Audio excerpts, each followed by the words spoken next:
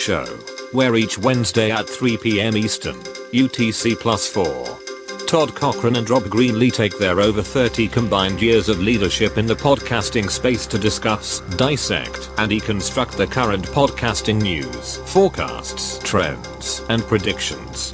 Now here are your hosts, Academy of Podcasting Hall of Famers, Todd Cochrane and Greenlee. And here we are. We're back with the new media show. I am back from 45 hours a round trip travel to the Philippines and back. And I didn't. and poor Chris from Podfest, he had major delays. He arrived 6 a.m. the morning before the event, after having missed a flight and got rerouted over God knows where. And at the end of the day of the event, he was like a stick of pork in him. You could tell he was a little punchy. But this is why when you travel international, you leave at least a minimum of 1 day early. Because yeah, that helps. It's right? Like if you're going from Detroit to LA, there's 4 flights that day. But if you're going from LA to the Philippines, there's one.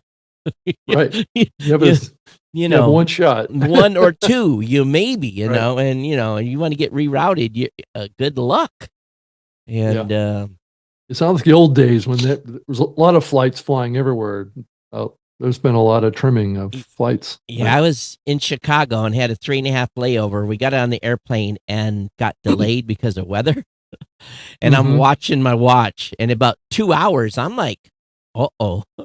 My 3-hour window went to an hour. So when we landed in San Francisco, I basically had enough time to go to the bathroom, refill my water jug, and board.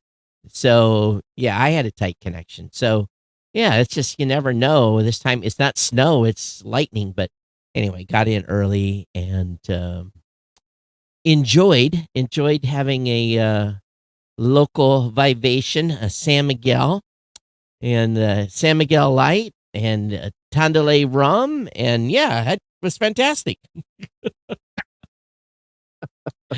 All right, and then you're off to London here. Yeah, Saturday.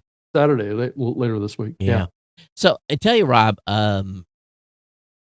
it's a repeat of kind of what I learned in Saudi, but here's really the skinny. Oh, of Asia?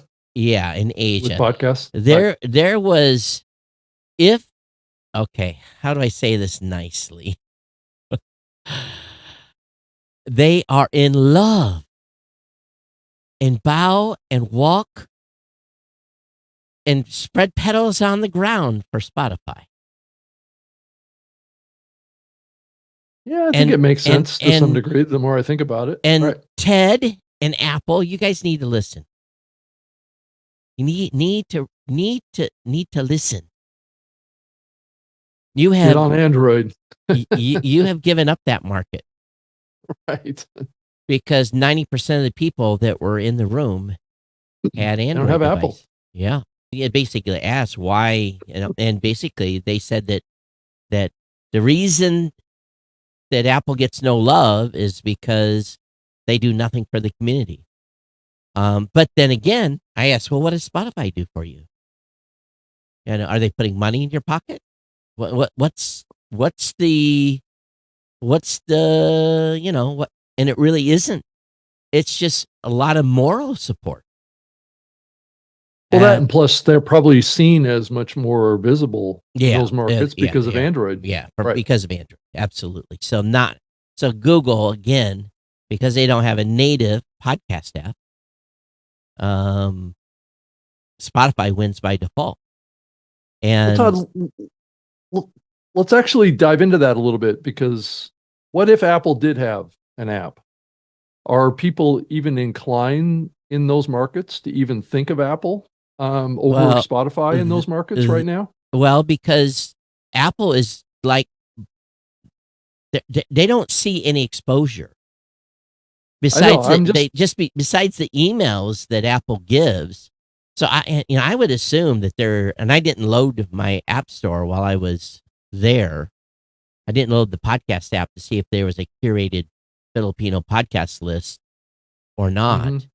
And maybe someone over there at Apple that's listening can send me an email and say, do you guys do curated lists for each of those countries? I thought they did, but, I mean, it was pretty evident, but besides that, and the feedback, well, basically they had a lot of presenters, and they had a group up there that were talking about networks, and it was a really good panel. I mean, it was like something I would hear here in the United States, but they kept dodging around the money and from an advertising standpoint. So me being me, when they got done, I got them cornered, and I'm like, hey, what's the big secret about money? And they said, oh, there's no secret. I'm like, well, you would never respond what the CPMs were, and what it is there is no local advertising. In other words, Philippines companies are not advertising in podcasts. The advertising that they're getting in podcasts are from national companies, and they're working with, and I'm not going to say the hosting provider, but they're working with a certain well-known hosting provider that are providing ads for their network. So the networks are actually not on Spotify. They're on another network, and the network is feeding them global advertising. So, and they're getting CPMs that you would expect here, $25 CPMs. But that again is for that top tier of shows. And so you're saying that they aren't hosting on Spotify; they're hosting on another platform. Yeah, they're hosting another platform or regional. Yeah, to them. And this is for those that are in part of a network. And there is some investment going on in show development. I could never get them pinned down what that type of number looked like from a dollar standpoint. But overall, probably around 200, 225 total attendance. There was probably 30 to 40 VA. There was a lot of editors there, a lot of people that were involved in doing editing. In other words, they were editing other shows, US, UK, Australian-based shows. So there was a lot of those people there. So those were some interesting conversations, because an opportunity to get them to help, I basically said, listen, you look at what we have over here.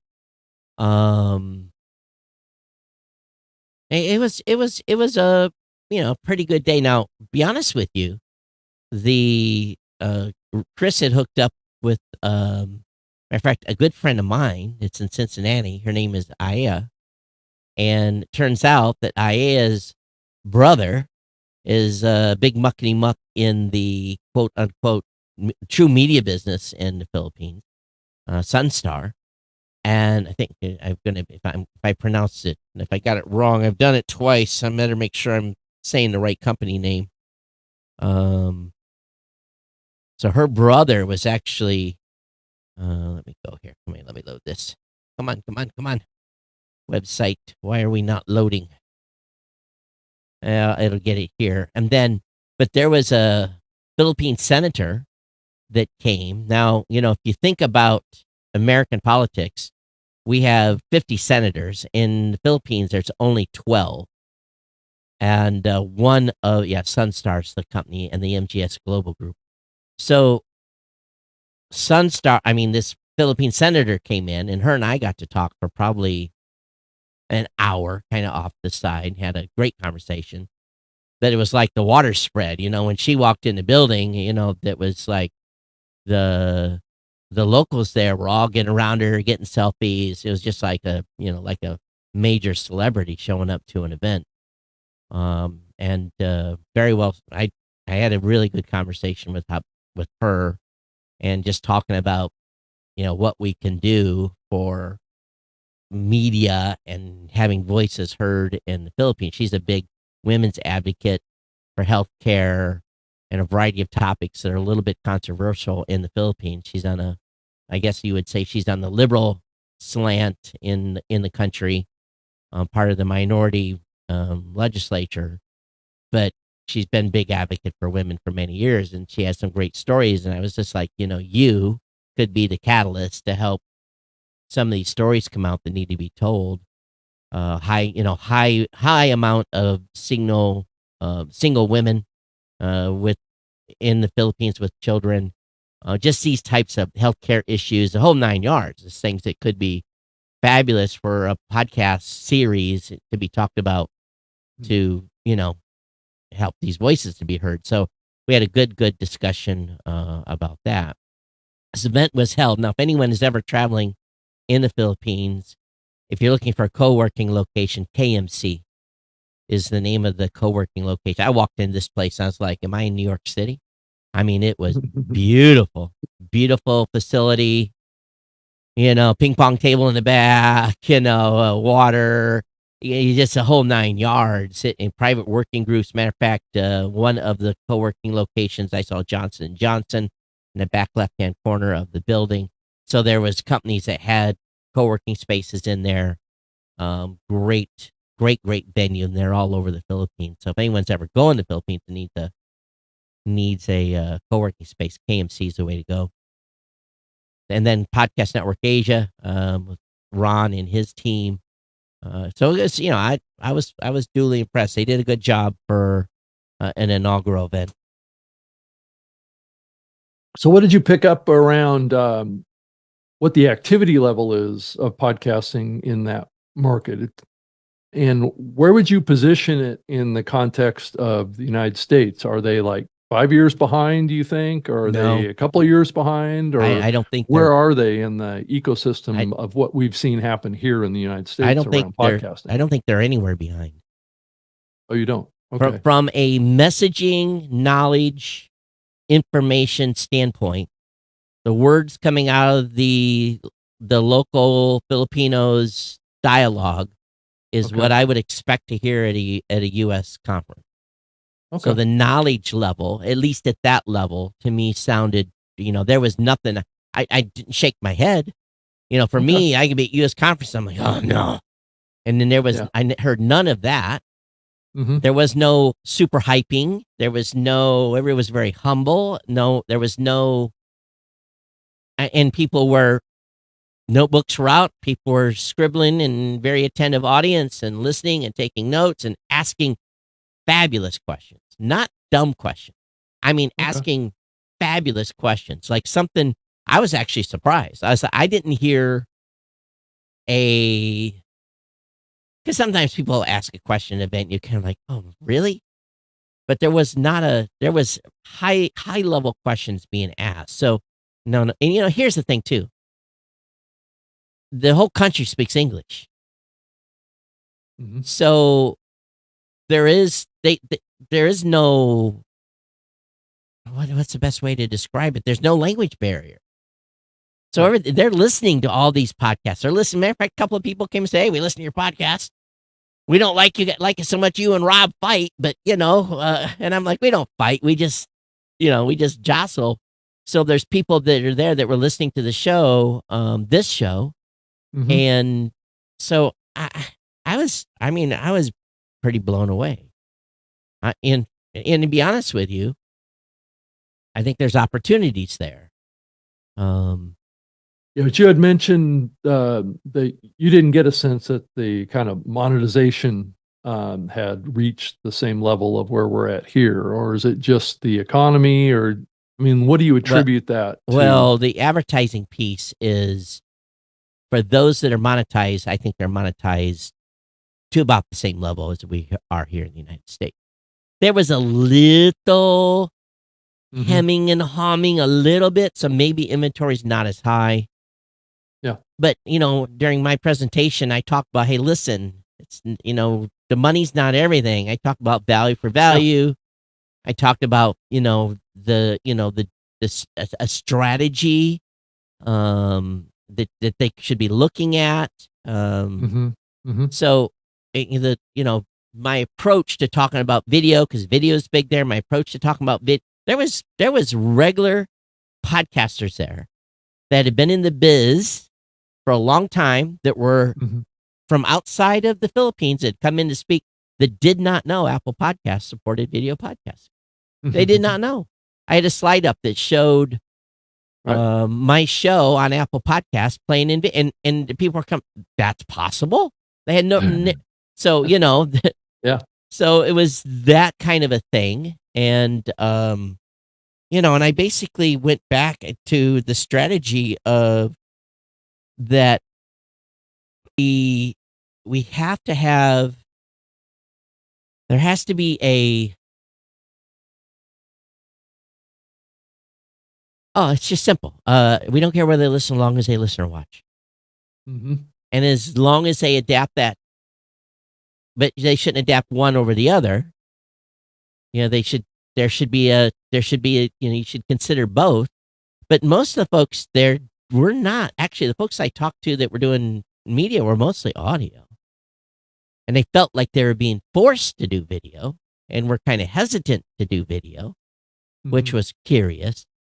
But it was not creator heavy. It was network leaders. It was VAs. It was industry people. So I didn't get to talk to a lot of actual one-on-ones with creators. With podcasters. Okay. Yeah. So it was all upper echelon folks that were there. And I am hoping that if this comes to be a repeat in the following year, that they're able to bring in more creators. And I think, to be honest with you, is there's going to have to be some sponsorship of creators coming to the event, because the cost of the event was definitely very high from someone that would be a hobbyist, that would not be making any money from their show, someone that's creating it for passion, for them to come. And I also was, too, as I was like, okay, how is Blueberry's price point from a hosting standpoint? Would you, based on our features, pay the amount that we charge for hosting over using Spotify for free? And almost to a person, they said we would use Blueberry. The pricing didn't scare them because they were understanding the value of open RSS, the value of building your brand. They really believe in that more. I was pretty shocked. They're like, everyone has their own website for their own shows. There was nary a person I talked to that was just sitting over on Spotify with a show. So, but it is curious, the love affair that people have with Spotify. It was very, very evident. They didn't want to talk to Todd. They wanted to, talk to the Spotify guy. So, which is, it's fine. Was Spotify there? Yeah. And one of the Spotify reps was there. Yeah. He came in from Singapore. Oh, okay. So, but again, their team did good. Ron and his partner, not partner, but is not his physical partner, but his business partner, did a great job in hosting and. So we've seen. I think over the last week machine. we've heard. Right. I think we've heard that Apple is maybe in some of the surveys or the data, at least that came out of Buzzsprout, I believe, was showing that Apple has now lost the lead. I'm not sure, why that is, but that's been kind of the trend with Buzzsprout anyway for a while now, that Apple has kind of lost that lead to Spotify. I don't know, Todd, if you've seen the numbers in your platform. Yeah, I'm pulling them up right now. Of course, is Spotify gaining on Apple's for us? market share? Matter of fact, Spotify for us is okay. So we're at 53.48 for Apple. Believe it or not, Chrome, mobile and desktop is 11%, which is nuts. Apple Other, which would be Apple Core Media, 634. Other Android apps 4.25, Overcast 2.36, Podcast Addict 2.29, Castbox 2.07, Spotify iOS/Android for us is 1.95%. That's a 337 million sample. But again, it goes back to what are my top categories? Business, education, news, religion, and tech. Those are my top 5 customer categories. Those are not categories that are doing well on Spotify, just from a consumption standpoint. Does that concern you at all, Todd? No, it doesn't, because I think Buzzsprout should publish their top 5 categories of customers, and then we could see if there's a split. I attest this low number for us with Spotify because of the type of content. We have a huge number of religious shows, huge. So I don't think they would be consumed on Spotify. I don't think people that are on Spotify listen to a Christian podcast or a Muslim podcast or whatever it may be. Okay, so you think that distinction between the numbers between Buzzsprout and Blueberry are based on the type of content and maybe the content creators? I think who they are, right? I think so. That's my hypothesis. Because if I look at the business alone, then that number jumps back up. We're at 5-6% for business alone.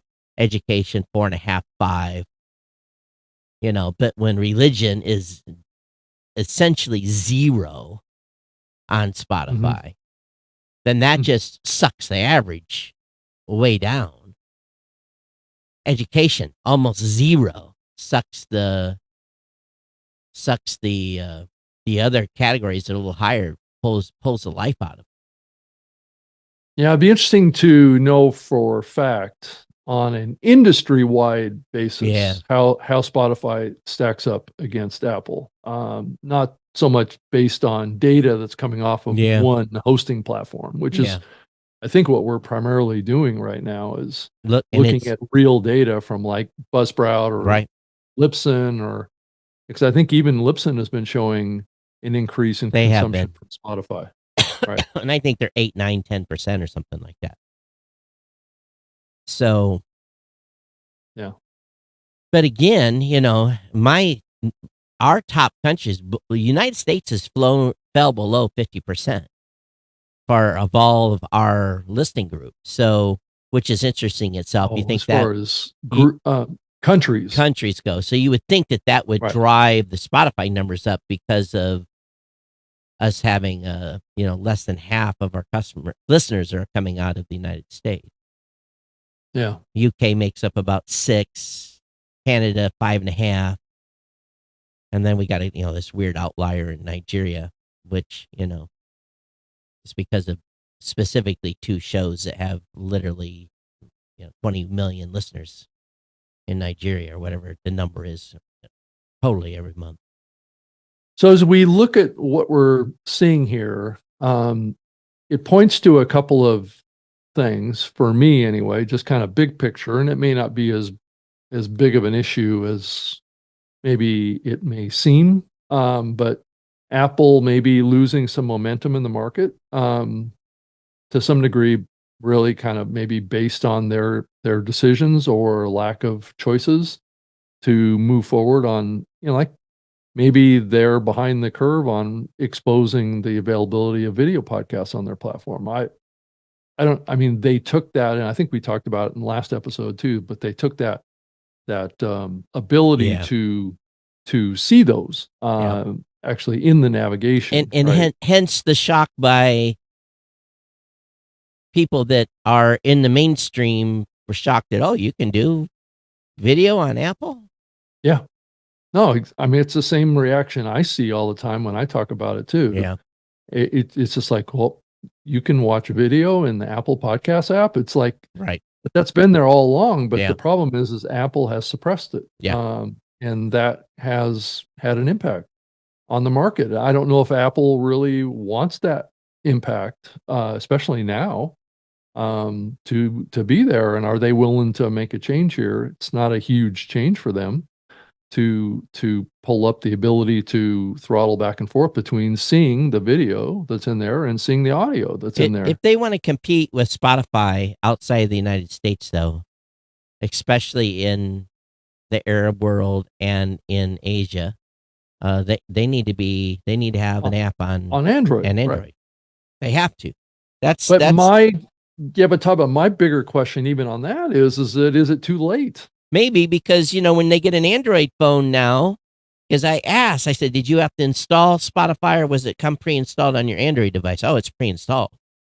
And of course, they're not all carrying Android devices. And here's another thing that Spotify and Facebook do is, okay, so here in the United States, we're all on a data plan, right?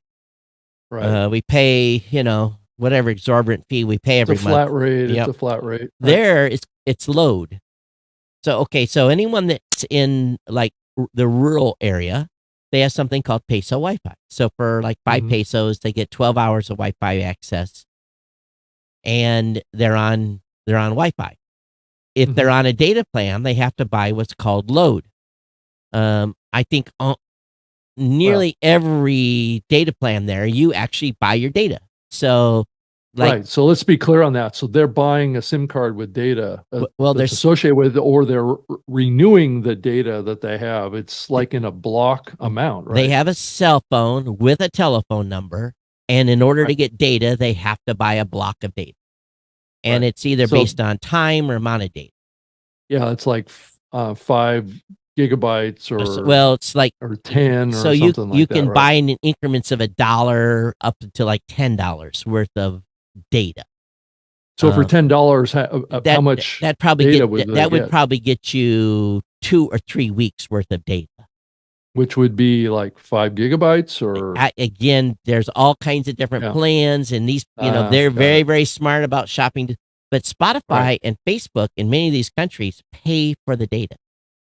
So what does that mean? So they pay for the data. So they're the two major providers in the Philippines is Globe and Smart.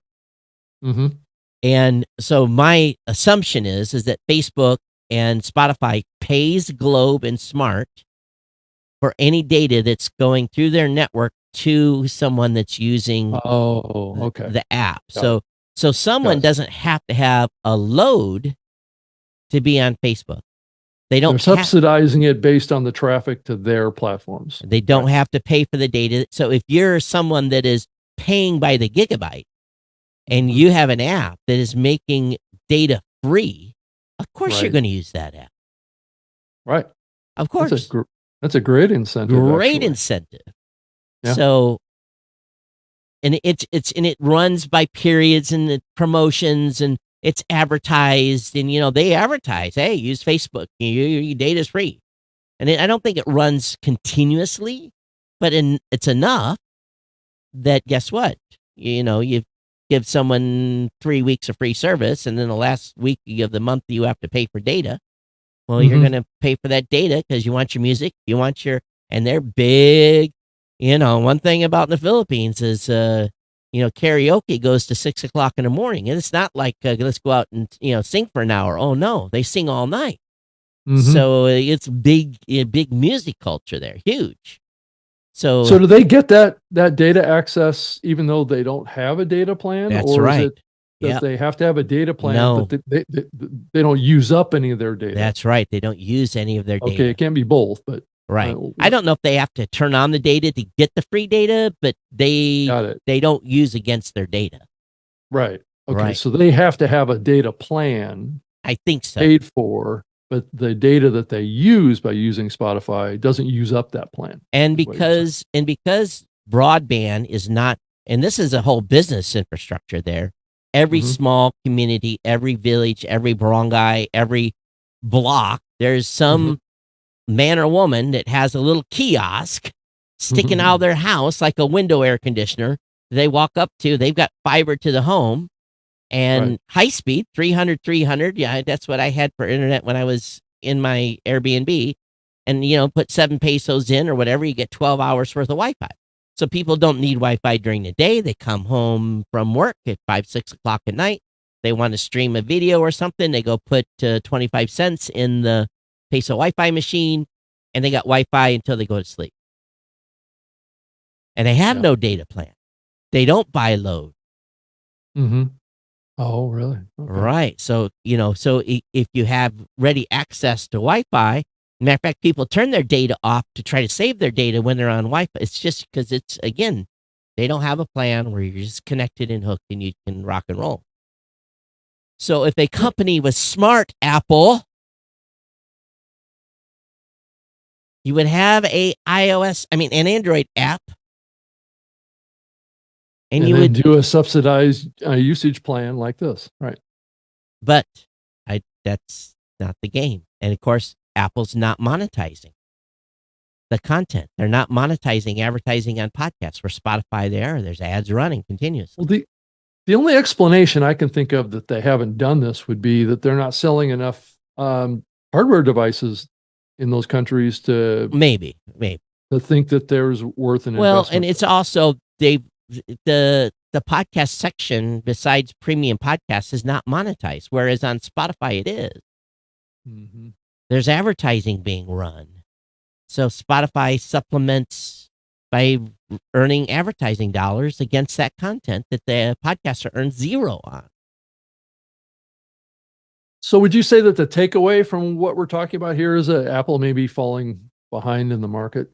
Outside the U.S., absolutely.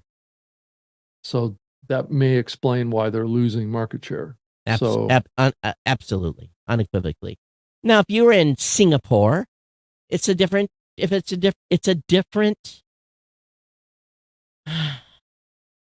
economic situation. People can afford iPhones. Right. The iPhones I did see you didn't see an i15 Pro Max. You saw the base the lower expensive, base model, lesser. Because, I was just looking at the back of the phones, Mm-hmm. the difference between 3 cameras and 2. Mm-hmm. And I just, it's just kind of this thing I watch for. And again, this crowd that we were in was, definitely on a higher income scale. So there was a number of folks that had higher end phones like a Samsung Galaxy S24. And, you Mm-hmm. saw some higher end phones.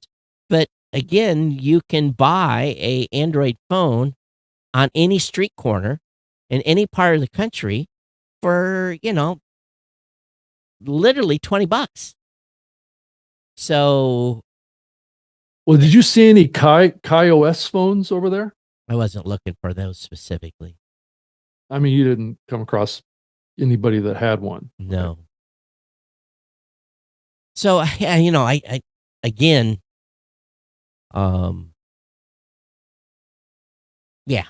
it's Spotify is owned in Asia wholeheartedly. And matter of fact, I tasked my team to, try to pull some numbers. Our Asia mark, we don't have a big presence in Asia yet. Mm-hmm. Mm-hmm. Said, let's try to see where this, what the delta looks on Spotify. But another thing too, a lot of people, that are on podcasts that are on Spotify in Asia are not with a host that has pass-through. So their content is cached. Mm-hmm. So therein lies another, basically Spotify caches the media. So they're not getting, they're getting Spotify stats, but that stats are not backing into the host or wherever that media is coming from. So. Yeah. So Todd, I wanted to also talk about today on the show, and I did kind of tease it in the artwork that I put up for this episode, which is, I'm sure that you'll remember, and you'll probably be, I don't know if it's amused or just interested in the trajectory of ad revenue in the podcast industry and market, right?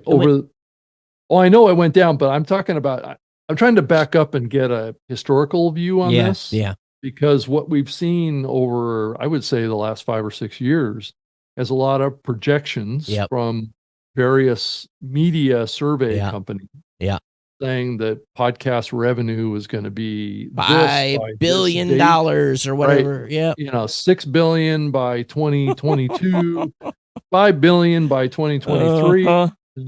And every year that goes by, we barely even get to 2 billion. And 1.97, I think the number was, right? And that's come out this week in Pod News. The U.S. podcast ad revenue is growing 5% in 2023, but I guess it only grew in the large companies, Todd. Oh. So that's kind of the slowdown is in the mid-tier companies. Well, as Adam Curry says, you can't monetize the network. So I just think it's interesting. And then you look at the widely expected. So podcast industry is right at like just a little under 2 billion, which they've been projecting that we'd be over 2 billion for probably the last 5 years. Time. Right. Yeah. So matter of fact, that we went above 2 billion and then we went below 2 billion, didn't we? Didn't we go up and then back down? I've never seen any real confirmation that we ever went over 2 billion. Right, I don't know about you, but maybe we have. I don't know for sure. But all I keep seeing is these optimistic projections every year that, it's going on right now too. It says, they missed the widely expected $2 billion figure. I thought it was supposed to be 5 billion. Well, see, that's kind of what I'm trying to say here, Todd, is that there's been a lot of hype and a lot of projection about how big the podcast advertising market can become. And the IEB actually put out some predictions this past week, forecasting that it would hit 2.6 billion by 2026. That's and then 2 more years. Yeah, exactly. And it said that the projections for 2023 were 2.2 billion. Oh. But that was predicted back in 2021. So we didn't even hit those numbers. And so we're, I think I believe the IEB numbers more than I think it was. Well, the IEB, what they do is they ask us to report revenue for advertising. And we have to submit that number. You're supposed to tell the truth, the whole truth, and nothing but the truth. And matter of fact, if you report too much, then you're, now it's switched to revenue. So it's not necessarily gross revenue. It's not necessarily. So I'm just wondering, Yeah, I just have to step back on this and look at it from the perspective of all the years that we've been following this, Todd, and really just kind of really honestly say and have a perspective that have we reached peak advertising in podcasting? Well, I don't know. I've said for many years, the only way to 5 billion is you got to monetize the other 40% that wants advertising. It's being ignored. But Todd, you and I both know that there's headwinds against that. Absolutely. Right? But I look at my inventory of potential that could be monetized. The potential, let's just take 10% right off the top. They're already monetized. Mm-hmm. And then take that other 40% that want, and I know what that volume is. And there's tens of millions of dollars that are being left on the table every month. Every month. Well, let's back up and unpack that a little bit and talk about that, why that's happening. I think that there's headwinds coming from, in maybe a limited way from the brand safety and suitability platforms pushing against content. I don't think that's the issue. Well, I agree with you, Todd. It's not the core issue. It's one of those headwinds that we're seeing that are kind of holding the medium back. The issue is the media buyers are lazy. Well, they don't buy across large numbers of shows. Right. They're increasingly only buying, and this data that we saw this week really symbolizes that the middle tier companies are not getting the campaigns. It's only the big companies, which means that these ad buyers are only buying into shows that they feel safe in, right? Or they feel that there's a guaranteed ROI. No, that's not the case. It's Well, then it's- why are they buying from the big companies but not the smaller tier companies? could it be that their budget is less? Well, that's yeah, O- that or is certainly part of it here. And that or gets back to the inherent friction that we've been seeing for years. or they buying names and not show sizes. Well, that's exactly what I'm talking about. Well, These big celebrities yeah. podcasts are getting an outsized amount of attention in the ad buying Well, community I because, like a Conan O'Brien is a perfect example of this, right? And I know I've used him a lot here, but I think he's symbolic of kind of what the headwinds are and what they look like and why we're seeing ad buyers feel safe buying a Conan, but yet, kind of ignore the brand safety issues. Conan gets a pass.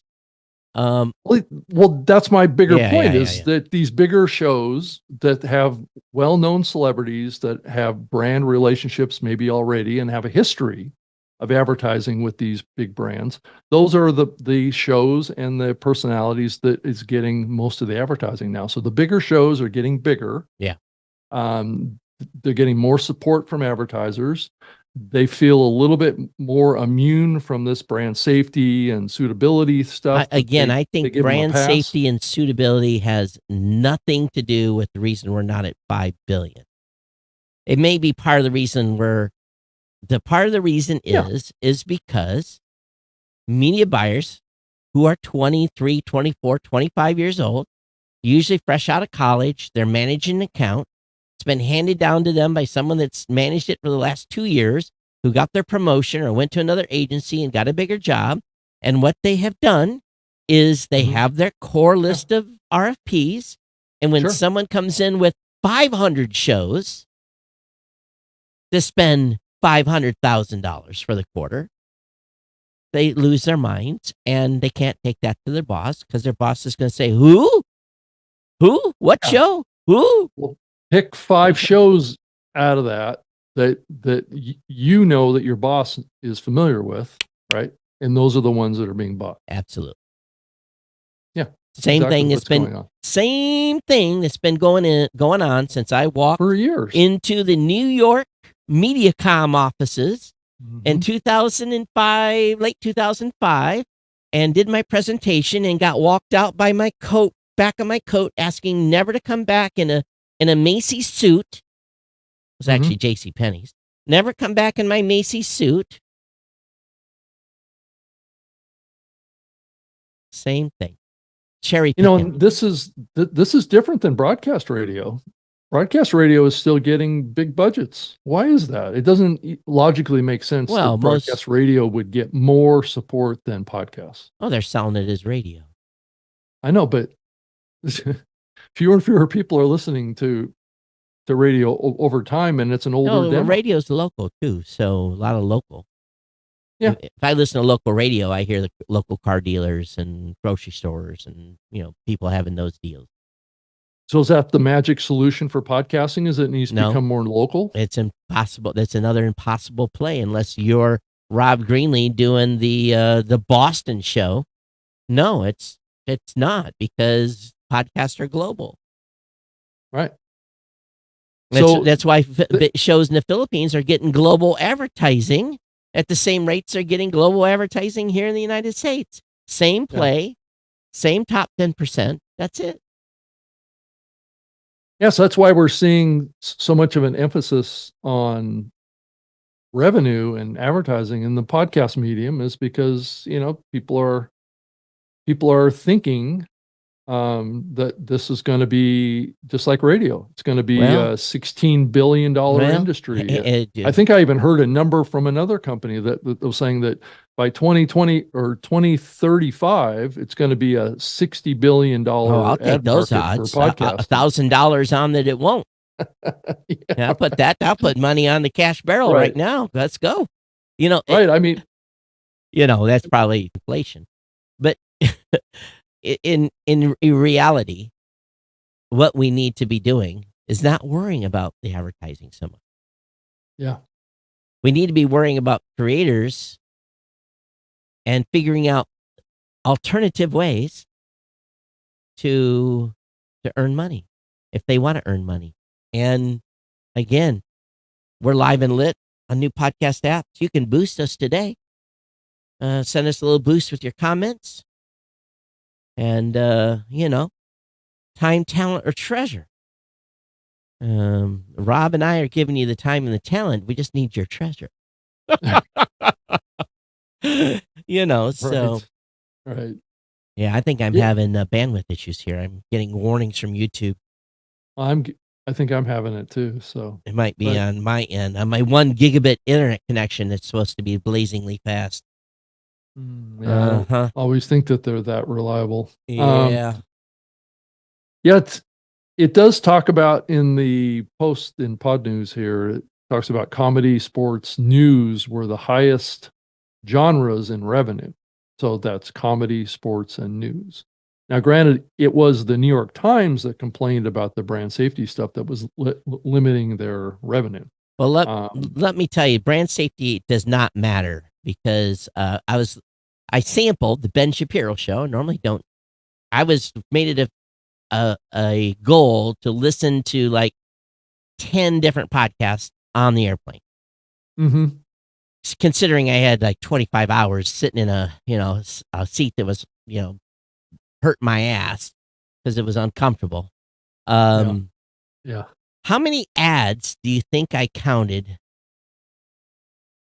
in like just the 30 minutes I could handle listening to Ben Shapiro? Well, doesn't he mostly do host reads? Oh yeah. How many do you think? Probably 4 or 5. Oh probably. no, like 3 every 10 minutes. Oh, 3 every 10 minutes. Wow. A lot preload. I mean, it was like, really? Again? And I'm mashing the button, right? 30 seconds, 30 seconds, 30 seconds. And so is it a different advertiser every time? Yeah. It's just, and it's the read was mindless. Short? It was, to me, it was like, you didn't encourage, there was no creativity to it. It was just, and move on. It was just, to me, it was a mindless read. And yet he's got a dozen advertisements in 30 or 40 minutes that I could stand to listen. I'm listening to I'm just sampling. And I'm sampling other top shows. The same thing. Horrible ad loads. How are these advertisers making any money? Well, they're not. What it is ego. Mr. 23, 24, 25-year-old media buyer, I can buy Ben Shapiro. Oh my God, you can buy Ben Shapiro. Oh my goodness, sign up. So, well, that's always been kind of, Todd, what you're talking about, what you're moving into, what you're talking about is really a reflection of the tension in the industry that's always been there. And that is between brand advertisers and direct response advertisers, is that the brand advertisers don't really care about response. What they want to do is just get their name out there. Some of these were promo code. Some of them were, or all of them? I didn't have a score pad. Sure. I was just curious. And I was, and I was, flipping back and forth between in and dozing out of different shows, but I was listening to a whole bunch, and I did a hard right, I did a hard left, same type of ad load between the two. Got it. And they were both news. I guess you'd call Shapiro a news show. And then kind of. Yeah. So anyway, I listened to both, and then I was listening. I basically picked some stuff that was the top of the charts. And they were no better. Those shows were, matter of fact, more annoying than the normal shows I listen to that have just a regular, maybe a one load, a pre-roll. I'm not a big fan of how Ben actually speaks. Well, to me, I'm like, how choppy. There's no way his advertisers are getting value out of his read. I'd love to see the case study that proved me wrong. I just don't see it. So anyway, it's an interesting kind of contrast to what we're seeing happen in the market, and I do wonder about the viability of advertising looking forward into the future if this is the pattern that we're seeing. I don't know, to really be honest with you. Here's the thing. I hate to say this. I don't lose sleep over it.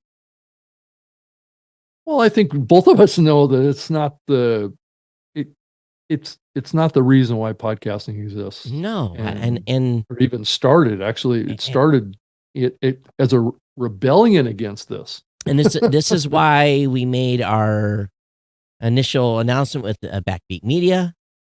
I'm gonna let Dave and his team sell inventory. I'm got SoundStack taking care of my programmatic, and I don't have to talk to these individuals. I'll be nice. I don't have to go do media meetings anymore. I don't have to go and bring them an iPod as a gift or something. For some dating myself there. They don't take gifts anymore, thank God. They're not allowed to. Can't even buy them a $5 lunch, which is good for the budget too. But yeah, it's interesting. Or take them to Vegas and show them a good time. You know what I mean? So, yeah, I don't know. I mean, there's so much. I feel so much pressure in the market now for these companies that have to build an advertising revenue model, right? There's just so much focus on that right now. No, thank God for everything else. Yeah, all these companies, most of the people that they're looking to hire are people that will find those deals or find those shows that can be monetized, or it just seems like there's so much emphasis on that right now. Well, it's with a certain group. I came up with, I may have said it on the last show, but I came up with I really, in my presentations, I try to come up with these things that make people think, really, I'm always talking about your framework of your show starts with a goal, making sure that you know what the goal is.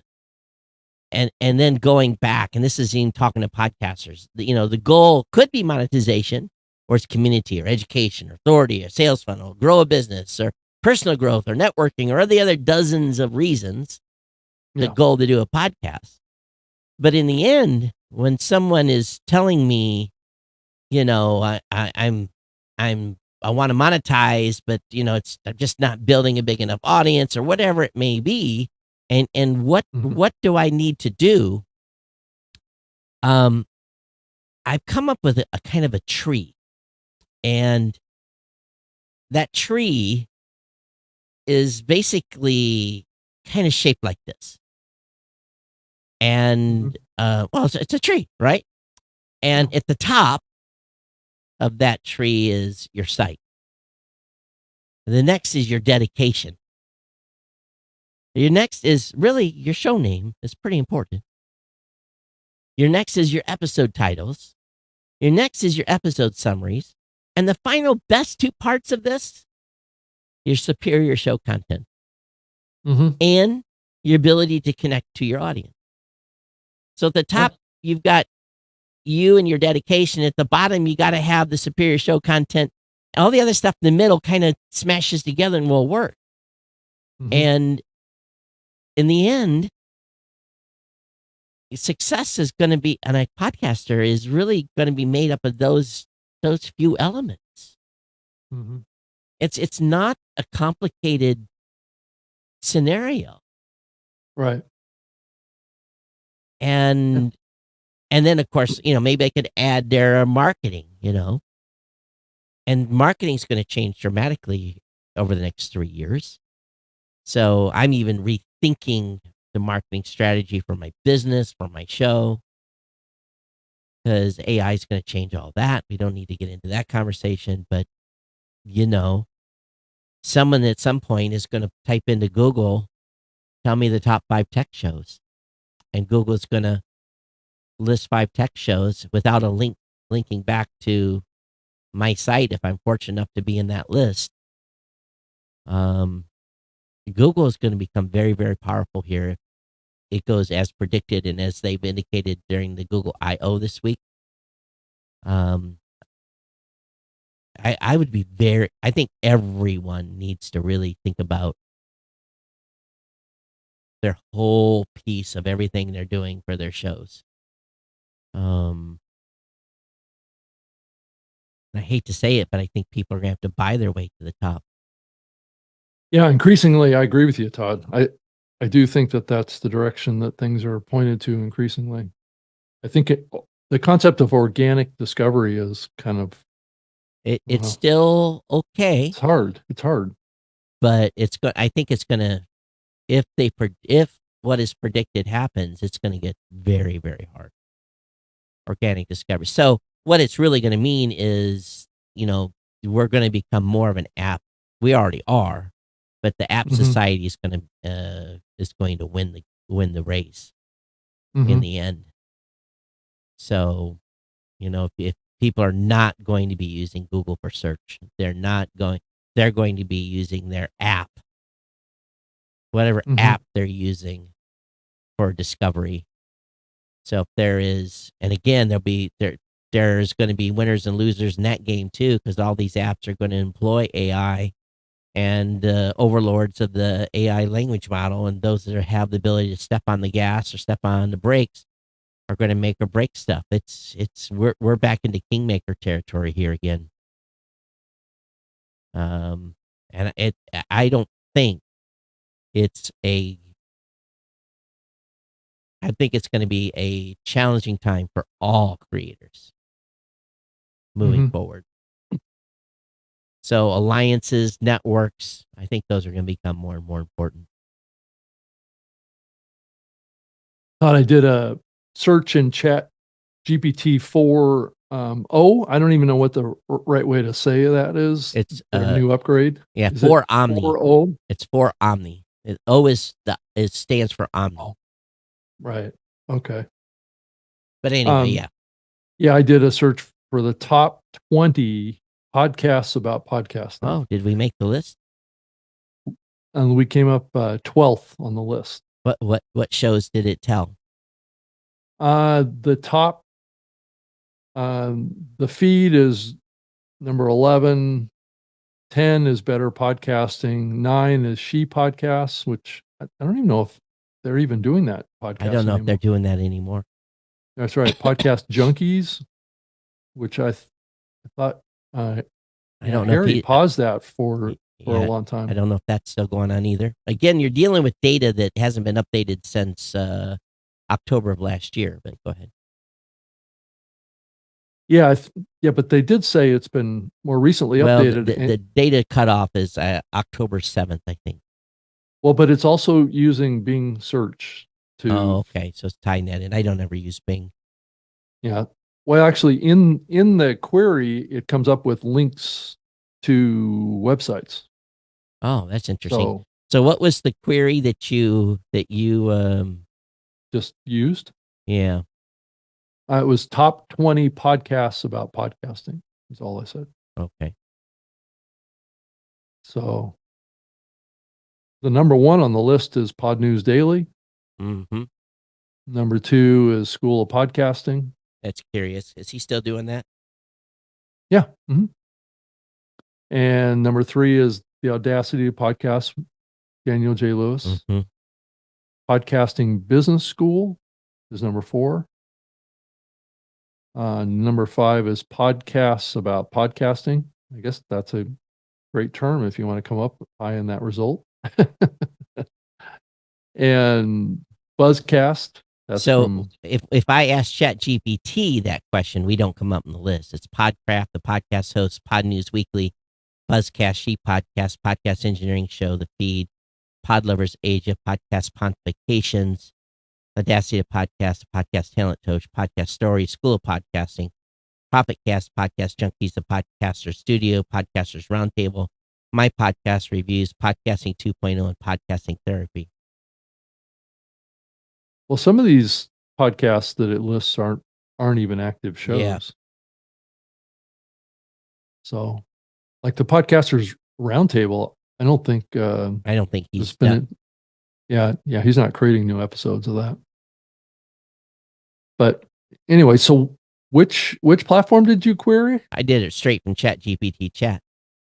So I said, why did New Media Show not make the list? Selection criteria. Different sources may have varying criteria for selecting top podcasts. Some lists Mhm. may prioritize podcasts with broader reach and larger audiences. Diversity of content. Lists may aim to provide. So it culled this from some other lists, and we know how lists are. Lists are Right. often paid or contrived. So I don't even know who does Podcraft. So, Yeah. oh, that's Colin Gray. Mm. So yeah. So again, this is I think there's going to be kingmakers as this changes. And again, I asked one of my team members, "How are you finding stuff now? How are you finding restaurants? How are you finding activities?" I think that's going to change. It's going to Well, move away from search. and that individual replied, "TikTok and Instagram. When they want to know what's going on in their local community, they search such and such city activities, and they see what's going on such and such restaurants, and they use TikTok and Instagram. They don't Or use Google local. for local. They don't use Google. Local. They don't use Yelp. They don't use, all everything else that I would probably search for. I probably would use Yelp if I go to a city. So, and again, then, the question's asked, how would you search for your podcast host? What would you use? And, so it's different things are going to be used for different discovery methods. And Mm-hmm. Yeah.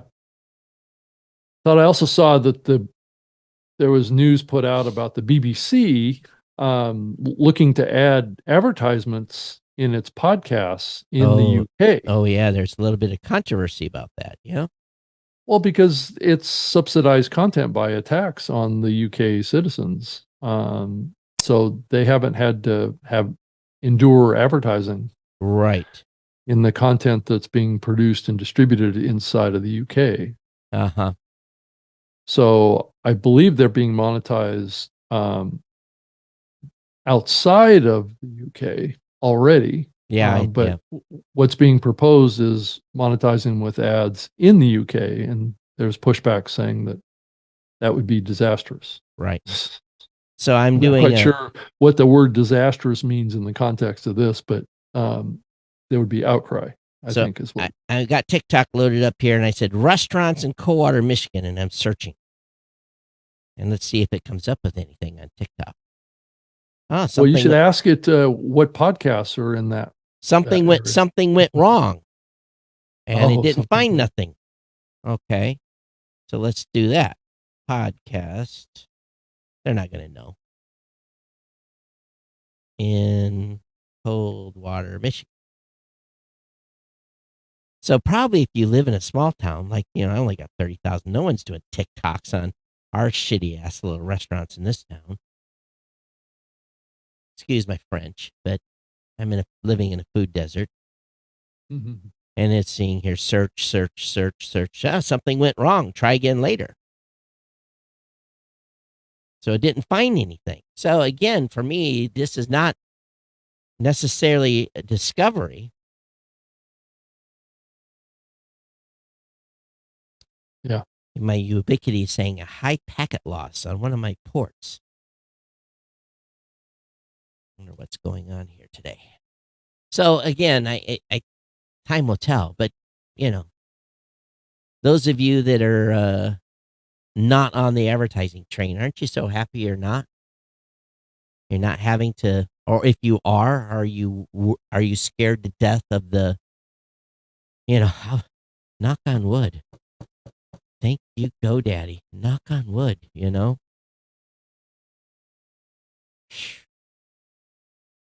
They're still hanging in there with you? Still hanging in.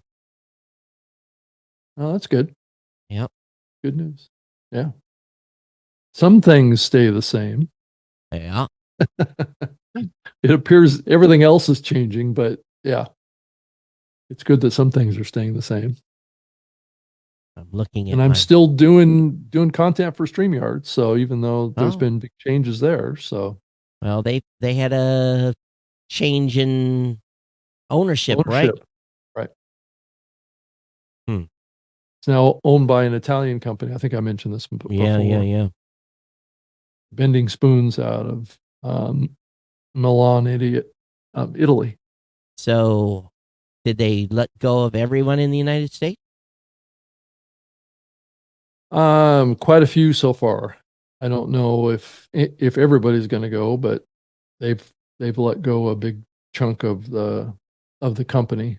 Did I mean, it they? was a big company. About 1,100 people were in the parent company of StreamYard. Hmm. Interesting. So, Did they have? Did they let go of management? well, the two founders of the company made public announcements saying that they tried to buy StreamYard back from Hopin, but Huh? that was unsuccessful. Just And after so, the deal closed, they did? no, they made public statements that they tried to, during the negotiation stage, to buy StreamYard back from their parent company. The founders of the Oh. company tried to acquire it back. Oh, because that had been sold a couple of times, right? Well, once before. Uh, And who so it was up on the block to be sold again. So the founders of the They company tried to buy tried to it, acquire it back and from the parent and they company. didn't have enough money to make the deal.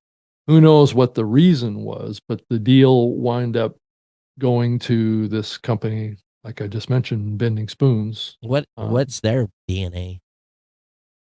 Well, they're I would say they're an app development kind of consolidation company. They acquire other apps or they build their own apps and things like that. So that's the type of company. So they have their own team of engineers and they have their own marketing people and they have their own everything that manages all this portfolio of other apps that they have. Right.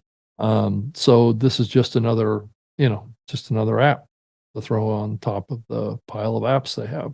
Like a Meetup is on one of their apps. Hmm. Right. So anyway, So but things are where progressing. was the Right. technical team at for StreamYard?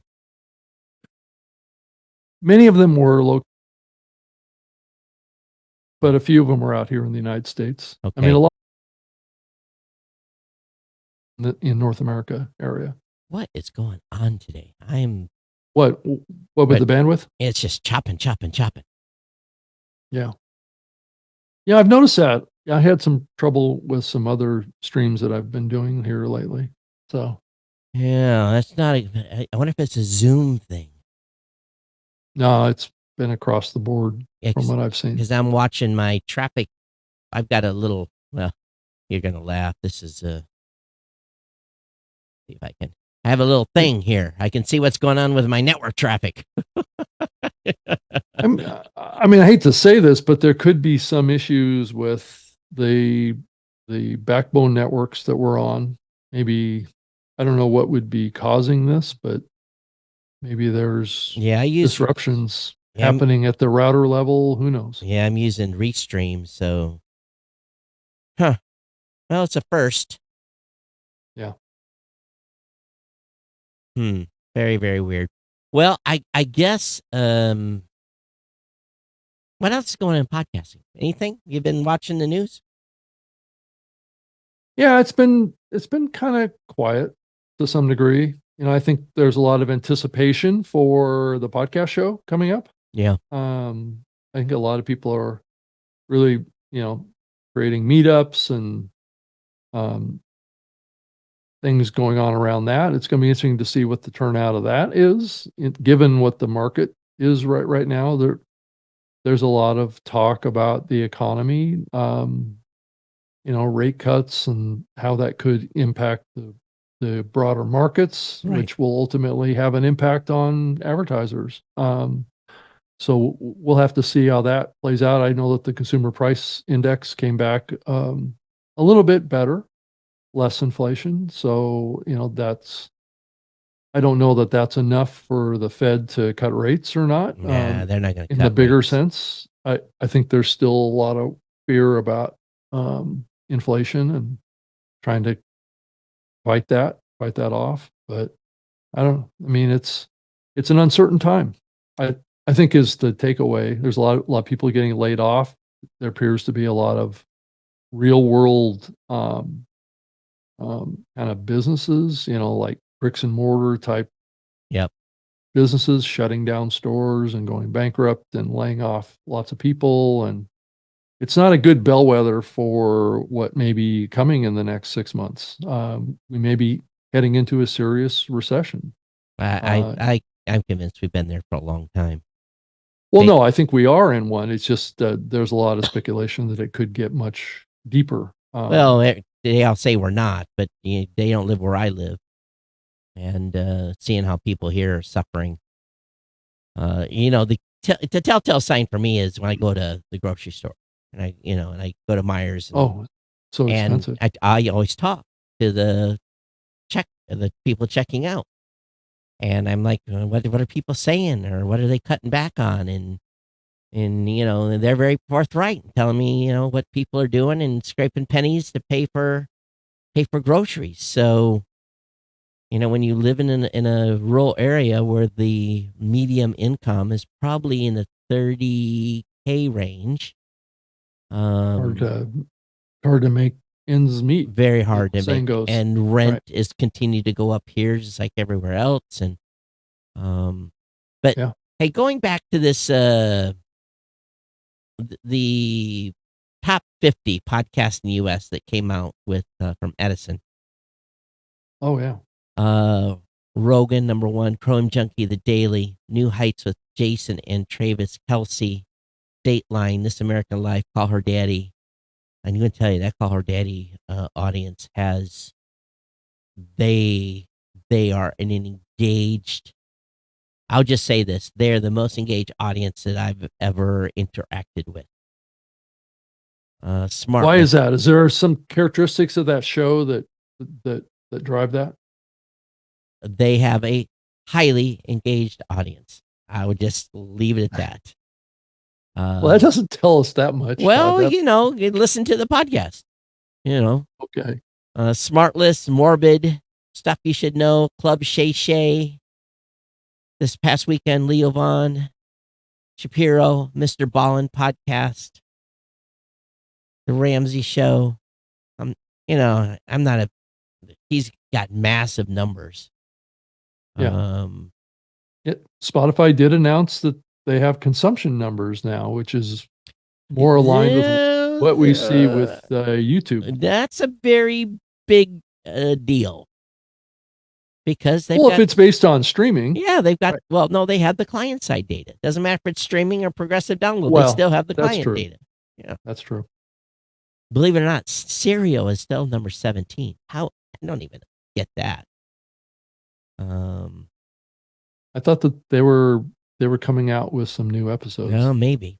The Breakfast Club, Up First, My Favorite Murder, Huberman Lab, Office Ladies, Fresh Air, Tucker Carlson Show, Conan O'Brien, Rotten Mango, Dan Bongino, The Pat McAfee Show. Of course, he's huge on ESPN. He's on sometimes I go to lunch at the B-dubs. They have he's on he's on ESPN around lunchtime. So the Joe Budden podcast, Pod Save America, Two Bears, One Cave, TED Talks, Armchair Expert, Wait, Don't Tell Me, $1 million worth of gains, Distractcast on the left, Drink Champs, Your Mom's House, The Basement Yard, Murder, Pardon My Take, Planet Money, again, one that's hanging there for years. And I still don't understand how NPR shows still do as good as they do. Canceled. They have a bunch of broadcast stations that can promote them. Yeah, but okay. Well, that's part of it. Dumb Blonde, Nightcap, Impulsive of Logan Paul, The Broski Report, Two Takes, Radio Lab. So you got talk shows, you got crime, you've got sports, and again, celebrity entertainment type shows. There's nary on this. There's a couple of news. Politics, obviously, and these are some of the ones I listened to. I did listen to the last podcast on the left. I listened to that one.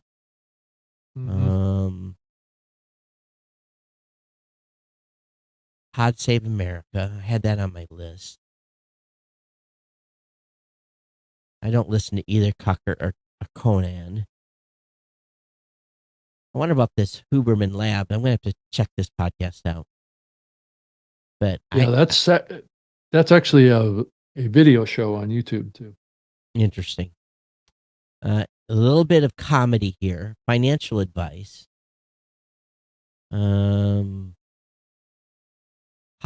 Politics. More sports. Entertainment. Club Shay Shay, I think, is an entertainment type of show. More entertainment. This American Life Talk. Dateline News. Why? I don't understand why people. I can't trust any of the major media networks anymore.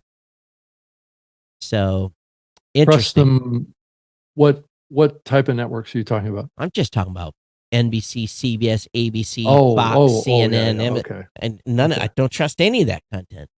Right. So, well, at least I guess for a better word, I don't want my amygdala to get too big. I need to shrink. Yeah. And I need to go get depression medicine when I listen to some of these news shows. But I don't know. I guess it's an interesting top 50 according to Edison, for sure. Yeah. If I look through all the hosting companies, it really is dominated by Simplecast and Megaphone. Yeah. For sure. And there's a few in here from Amazon's Art19. But what's amazing to me is Acast on this list at all? Acast has a huge advertising business, and none of these top 50 are Acast, which makes me go, okay, are they just not sharing numbers, or? That would be my speculation here. Because there's two shows that are in my network that I know absolutely unequivocally are bigger than some of these near the bottom. Right. And they're not even near the bottom. Yeah, we've got stats on that. Yeah, see, it's interesting. Yeah, so how are they actually making this list? Well, they said they got it based on research among weekly podcast listeners, so it's survey data. So it's survey data. Yeah. Okay, it's not actual data, right? Yeah, it's basically what are you listening to? They're asking people. Yeah, what they're listening that question, right? None of these shows, if they'd have called me, none of these shows would have come out of my mouth. Not a single one. Yeah, it also says here, Todd, in the text of the post, it says out of the top 50 shows, I guess WTF with Mark Maron bid farewell to the top 50. Well, and it says the Bill Simmons podcast is gone as well. Well, I don't know. Yeah. Again, this is survey data. So there's a changing of the guard. So let's see here. Tom Webster had a great point. Huh? Wait, what? That phrase makes me nervous. So Tom, Tom is hardcore on survey data. So, right. I haven't used that sound piece in a while. Yeah. So yeah, this consumption hours thing is an interesting number. Yeah, and I'm sure that they've had that data all along. Oh yeah. It's just that now they've made a choice to share it with their podcasters. Well, what they're doing is a play to get more advertising revenue. Yeah. So that they can advertise against podcasts in the inventory and right. and keep that money to themselves. I mean, I've always thought that was the advantage that Spotify had in the market, is that they have this data where most people don't. Most of the podcast hosting platforms don't really have accurate data like this. Yeah, I completely, if I was Spotify and had that data, I'd use the shit. I'd announce that stuff 2 years ago to my advantage. Well, I think they have, but they were doing it with their exclusive. Maybe internally, yeah. It's part of their sales deck, But now they're not as focused on exclusive shows, so now it makes sense for them to open it up. Hmm. Yeah. So yeah, it's interesting what's going on in the space, and it continues to progress. And by the way, did you see this iPad ad? oh yeah, I was going to talk about that. I thought it was an interesting, another kind of knock in the Apple story to some degree. Well, are they a little tone deaf? Okay, when I was not a Mac person, Mm-hmm. and I was hardcore into the Windows side, only people that I knew used Macs were creatives. People that were artists, people that had, they were using GarageBand. They were, they were like in love with everything about Mac because of the integration with the MIDI and all, stuff I don't even understand even today. Mm-hmm. And, it was used by video editors, music editors. It was people that had a guitar plugged in and, recording stuff. And you did them. That's where the Macs in the early days were, to my opinion, was used by a lot of creatives.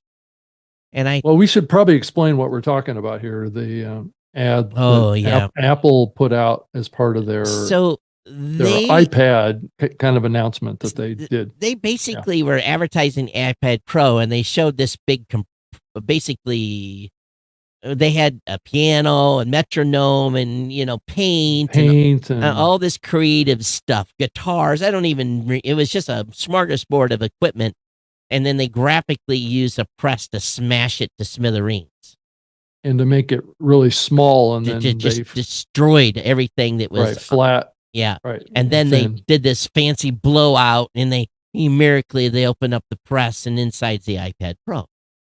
Well. Okay, so are they saying that now Todd, that doesn't know how to play a guitar, doesn't know how to use the piano, that doesn't have can't hold a tune in the shower, that I, a non-creative musical person, will be able to use the iPad Pro to do miraculous things with nary an instrument? Was that the message? Or was the message, it was just like this, go away, creators. That's what it almost said to me. I don't know. What was your take? Yeah, it did appear to be. I mean, I think from a pure kind of messaging standpoint, I think what they were trying to do makes sense from a software and Rob froze again. Sensitive to the older creator community that maybe feels a little nostalgic about the older ways of creating content. That was symbolic of Apple saying, kind of, screw you. If you like to play the piano, you're not relevant anymore. And I think it was also a hint at maybe AI coming. That to me, it didn't say that. It didn't imply AI, but like, I don't need all these instruments. I can just now do this with AI, which maybe at some point we'll be able to. But that kind of struck me wrong. I just wonder if I'd have been sitting in if I'd have been in that meeting, and I'm nobody. I'm not an advertising expert by far. I don't even claim to try to even be one. I said, is this a good idea? Yeah, I'm not sure it sent the right message.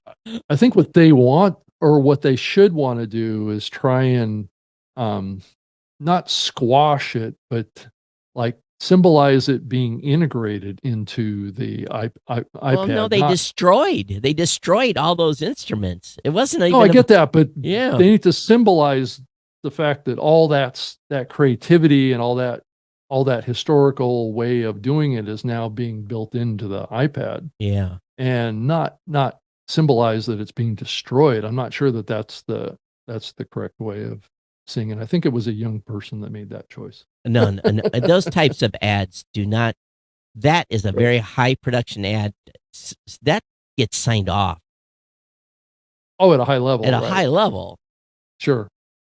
So I don't know if they tried to do that intentionally, or it just happened to be the orientation that they have towards this thin, being symbolic about this new thinner iPad, Well, having all that ability in it. Again, I guess it goes back to don't bite the hand that feeds you.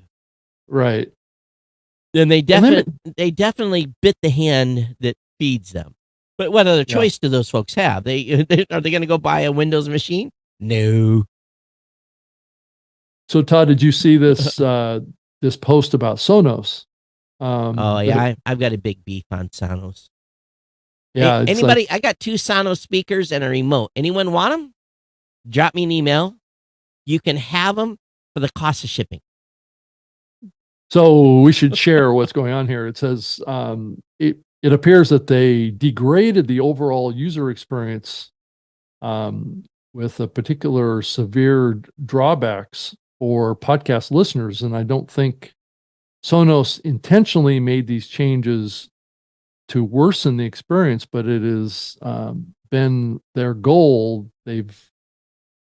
They're spot on with this update. It says, firstly, the previously somewhat rocky connection with Pocket Cast is now fully unstable. Well, It's frustrating when the app is essentially for seamless podcast listening, but it's failing. I've got 2, and they were like 1st gen Sonos speakers, but they were expensive and they were nice and they sound beautiful. And they basically are trying to make all of us old guys upgrade and making our hardware obsolete, even though the speakers are still fully functional. I've unplugged mine. I took off my remote. The only way I could communicate with it was through an RCA connection, and it just that's old. So I am divested of. I got 2 speakers and a remote. If anybody wants them, again, free for the shipping. You pay shipping, I'll send them to you. Yeah, Todd, it's just another example of the Years. I was looking at flying into Heathrow and how to get downtown, and I'm just taking a cab. Yeah. I'm sure for those that go to London all the time, it's not complicated. You drag your bag over to such and such, but they got 4 options for trains. And then I took a train from Heathrow to kind of like a place that was close to where I was staying, And then got a cab. I took a bus. Oh. But you're hardcore, dude. I was, but on the way back, I just took an Uber, actually. Oh, they have Uber there too, or cheaper than the. I heard the Ubers are almost the same price as a black taxi or whatever they are. It's just easier if you're out kind of in that area, out by the podcast show area. It's not a huge taxi area. Oh, really? Mm-mm. Hmm. No, it's actually in the upper part of the outskirts of London. It's not right downtown. Oh, okay. Well, I'm sure I can get on a side street and find some fish and chips still. So Yeah, I stayed there probably about a mile and a half north of the convention center there. I was there for almost a week. Yeah, we're staying at the Hilton right close. So, and I'm hauling 47 pounds of paper, snacks, and swag. Oh, you are. Okay. Good luck with that. In my suitcase, extra suitcase. Oh my God. Yeah. I think you are going to want to take a taxi then. Yeah. Well, because I'm going to have 2 big suitcases plus my backpack with my laptop. So, yeah. No, I'm not dragging 2 big suitcases. If I had a little small roll-on deal, it'd be okay. I had to take a COVID test before I could, Well. could get on a flight to fly home from Yeah, thank God those days are over. Heathrow, right? The dark days of COVID. Well, we've had a Yeah. pretty good YouTube audience today, even though they've been very quiet, not saying anything. And we've had a number of folks watching on Facebook, too. Again, very quiet. Oh, Mike said, New Media Show's #1 if you ask top 10 podcasts about the podcasting business. Oh, so that's the search term, podcasting business. That kind of makes sense. We do talk about the podcast business. Yeah, that's true. That's true. We do. So what say you, ladies and gentlemen? If you're going to be in London, let me know. It's Todd. It's showing that the YouTube stream on my side is finished. Really? Mm-hmm. You must not have your set to auto recover. Auto recover. Yeah, you have to set it in case the signal goes down. It doesn't automatically shut off. Oh, I didn't know there was a setting for Yeah, that. there is a setting for that. I'll see if I can find it and let you know for future endeavors. Okay. Yeah, we're still up on my stream, which is weird. But yeah, it looks like we went for 51 minutes. Yeah, that's when it really glitched on us. On my stream, it looks like 126 views. All right. Well, it didn't get as many. Had a whopping 9 views on mine, so you're definitely doing better from a live standpoint. Mike says that's still on YouTube. Yeah, we're live over here on my YouTube still up. But doesn't matter. 99% of you are listening to this on demand and in your favorite podcast app. So isn't that just a beautiful thing? It is. It is a beautiful thing. Hey, don't forget to send us some sats. Send us your boost. Nothing came in today. So either the bat signal didn't go out or no one cared enough to. Let me see. Did we have any streaming sats? Oh, yeah, we had some people streaming today, but no boost. How come? All right. Well, we know that you love us. We've been off for a week, so. Yeah, and there'll be no show. So here's the. Oh, yeah. So I technically, Rob, will not be available the next 2 Wednesdays. Well, I'm going to be gone as well. I'm going to be on the West Coast. So you're out for the next 2 weeks too? Yeah. Okay, so we will not be back then until June 5th, but we will be in the evening doing the show late on June 5th. So we're off for 2 weeks. So next week I'm gone.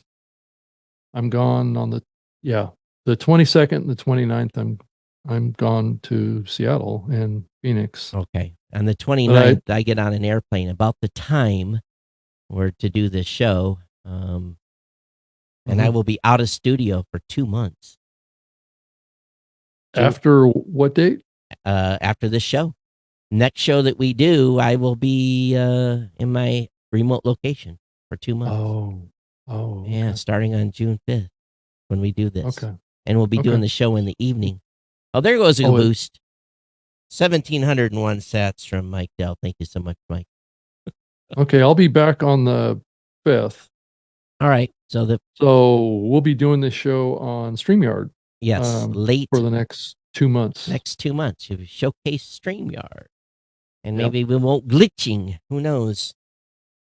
I think it's a bandwidth problem. It's not a platform problem. Yeah, there's something out there doing an issue because my bandwidth, everything else is good. So yeah, it happens once in a while.